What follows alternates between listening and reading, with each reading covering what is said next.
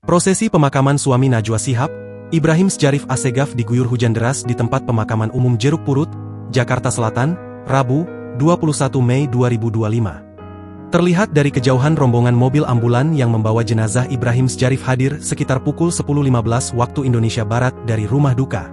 Turut hadir Quraisy Shihab yang hadir di tengah guyuran hujan untuk ikut menguburkan sang menantu. Prosesi pemakaman dilakukan oleh para pelayat pria, sedangkan wanita tidak diperbolehkan lebih dekat dari area pemakaman. Dengan demikian Najwa Shihab tidak terlihat hadir dalam prosesi pemakaman sang suami. Tidak hanya itu, turut hadir mantan Gubernur DKI Jakarta, Anies Baswedan yang setia mengikuti prosesi pemakaman Ibrahim Sjarif hingga selesai. Saat prosesi pemakaman Izzat Assegaf terus berada di samping liang lahat sang ayah. Ia terlihat membantu sang kakek untuk berjalan ditemani dengan Anies Baswedan. Mereka terlihat saling menguatkan sambil menawarkan bunga setelah jenazah Ibrahim Sjarif tertutup dengan tanah. Terlihat juga kehadiran aktor dan seniman, Sujiwo Tejo. Dia datang menggunakan payung. Keluarga, rekan dan sahabat juga ikut memenuhi area makam yang sudah diguyur hujan deras.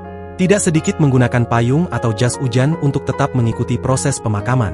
Sebagai informasi, Ibrahim Sjarif bin Hussein Ibrahim Assegaf meninggal dunia di usia 54 tahun pada Selasa, 20 Mei 2025, pukul 14.29 waktu Indonesia Barat di RS Pusat Otak Nasional, Jakarta.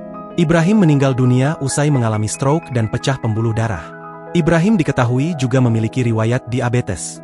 Download Tribun X sekarang, menghadirkan lokal menjadi Indonesia.